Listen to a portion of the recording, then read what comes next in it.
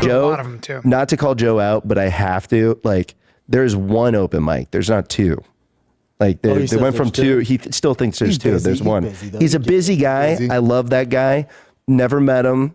Probably my best friend. But there's one open mic. So the only reason I'm bringing it up is it sounds kind of like a bit of a pushy for not fucking a guy. Sounds like a pushy. Sorry, sometimes it comes out. It's okay. It's okay. I just met this guy. He's a fucking pushy for not fucking a guy. So yeah, I mean, you guys know hate.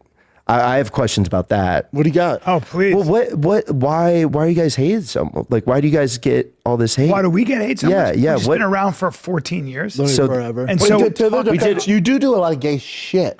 It's a sense of humor. It's a sense of humor. I like joking about, like, whenever I text with you, we'll be like, yeah, I'm gonna send you my dick or something. Gay boy. Yeah, what's up, gay boy? Yeah, just we can flip in. We can what Brian was like, is he gonna be himself or you want Tommy No Breaks? I'm like, maybe a combo of both, because you don't want to do a full hour just of you in character. I've done What's it. up, guys? Welcome back to the channel. My name is Big Juan, and you're watching the Austin Comedy Police Report. So today on The Fighter and the Kid, they had Timmy No Breaks, or Tommy No Breaks, as Brendan likes to call him. This was a great episode, guys. I'm not sure if Timmy was trying to troll the guys, or if he's just a homeless cat at heart, but this was a great episode, guys. If you missed it, check it out. Fighter and the Kid. Come on, baby. Correct. You know, like, whatever. But there will still, yeah, I mean, you guys know hate. I have questions about that. What do you got? Oh, please. Well, why are you guys hated so much? Like, why do you guys get all this hate? Why do we get hate so much? Yeah. We've been around for 14 years. So forever. And so what happens? And then how do you deal with that? Like, what? We don't. You're just like, fuck it at this point? No, we shouldn't say we don't, because I think forever, like, you get advice from like Rogan, bigger dogs, and you're like, just ignore all of it, just don't. And there's that aspect of it. You don't want to like read all the comments nonstop. But like with the Reddit group we have now, it's like, you know, Nick Simmons, he's like, man, I think you guys should like shine some light on it. Like it's this elephant in the room. Like, it's not a bad thing. There's actually some really funny stuff on there. Now there's some creative shit. There's in that Reddit group started off as a fucking, you know, they were big fans of the show. Yeah. Somehow got infiltrated, and there's some evil people. Well, if you look at the Kill Tony subreddit, it's the same thing. It's evil, but you can't let the few evil people dictate all of it. You know what I'm saying? A lot of it's stuff like, you get more love than hate. I'm sure you get hate. Oh, for sure. And but to me, and like, look, you know, I'm a sensitive guy. Like, it, you know, can hurt my feelings and stuff like that. 18, 36. I'm fucking 18, but in real life, I'm 36. 24 years old. I'm 70. I've had my face pulled back in a ponytail. Yeah. You've a lot of work. You've been famous for 6 months. Yeah, I wouldn't even call it famous. Well, you know, like, but I'm saying you've hit people's radar in the past 6 months. Yeah. It was nothing. So the hate, it doesn't get less. The more successful you get, for sure. Like 100%. Like Tony gets a ton of hate, right? He's very famous. A ton. No one gets more hate than Joe Rogan. Very famous. So it's like, it comes with the territory. Oh, for sure. It just comes with the territory. For sure. I see hate right now, because like when I've gone on that show, for the most part, I've done well. I'm like, I feel good about, you crush it. Yeah. I feel good about like what I've done. The time, and inevitably there will be a time where it just doesn't go as well. Yeah. I'll probably, like, if people hate on that, I'll probably feel bad. But now when like people, like, just like somebody just out of pocket will be like, this fucking sucks, it's funny to me. Yeah. Like, it's Of not, course. it's not, because I'm like, it doesn't suck. But see, for me, when I came along, I was already older than everybody. So this whole social media thing was so new. And I also came from a culture and a time where self-promotion was a bad word. Yeah. Like the idea that I was going to, remember when Rogan was like, dude, a huge part of your job is Twitter. And I was like, and, you know, and gaming the system, like, you know, and I was like, I just can't do it. It was so against maybe just the way I grew up or whatever. It just, and so for me, I never knew any, like the Reddit thing, I swear to God, I didn't know it existed. My wife was like, it's in the hundreds of thousands or something. And I was like, what is? And she's like, there's a whole Fighter and the Kid subreddit, which I had actually no idea about until it was coming after him to that extent. But the more you look into it, like, they have some valid points. Well, that's what I'm saying. Is like when they're like, dude, that was the point I was going to make. Yeah, they're like, this show used to be fun. Now you guys gotten so political, and that's on me and Brian. Like, during COVID, like, it was a tough time, and like, we were pissed off living in California, man. So the show did get your very audience political. doesn't want to see that. They don't want to hear you brag. They don't want to hear you fucking talk about your political opinion. They're here for comedy to be and they want you to be a jackass. They have a valid point. Yeah. Yeah. Well, you guys I really can't get a read on Timmy. I'm not sure if he's trying to be an ally or if he's really a homeless cat trolling these guys. Either way, you can see Brendan and Brian are growing as this interview progresses. Let's keep watching.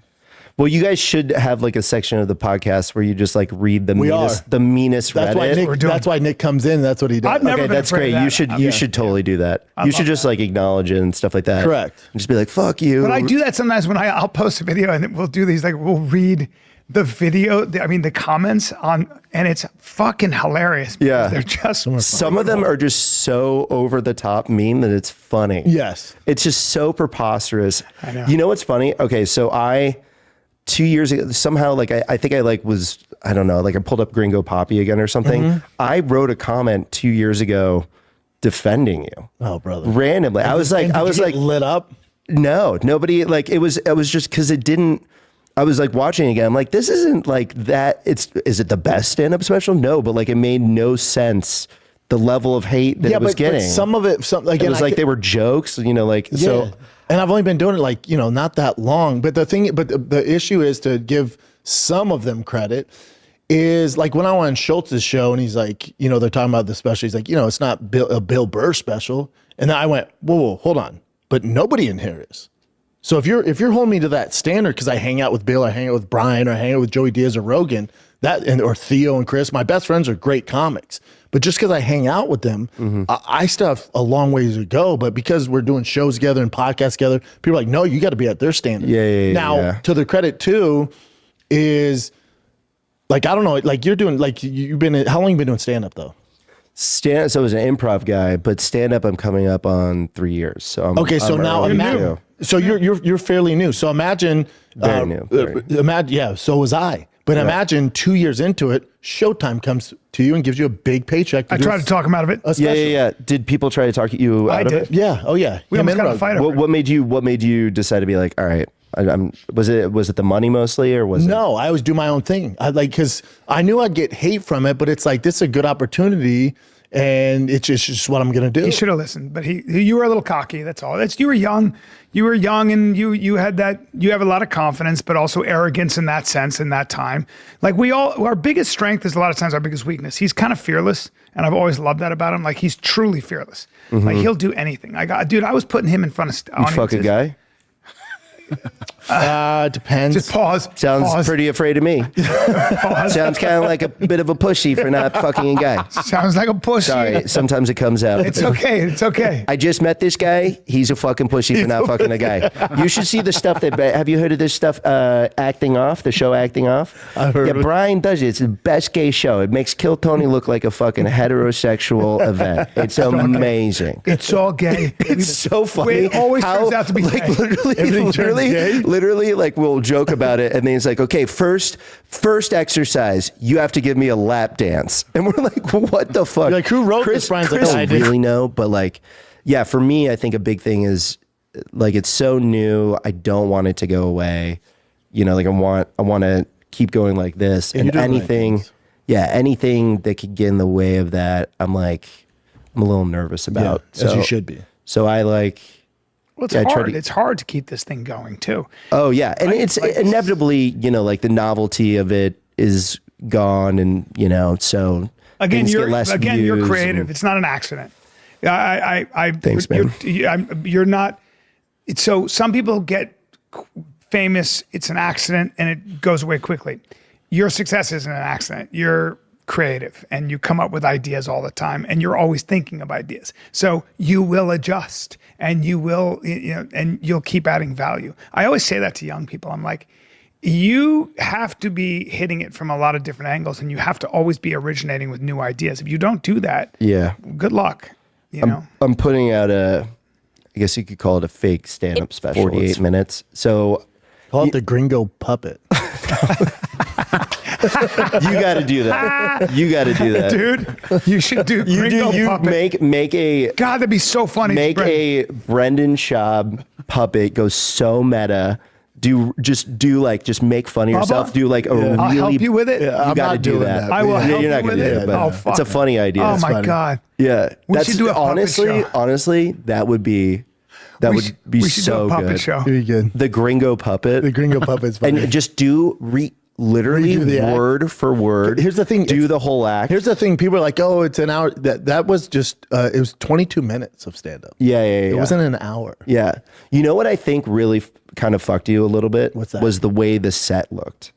Because it looked like the buildings, it just looked a little cheap with the cardboard cutout. And I think that My was thing was something also that with Brennan. I appreciate it, brother. I just, yeah.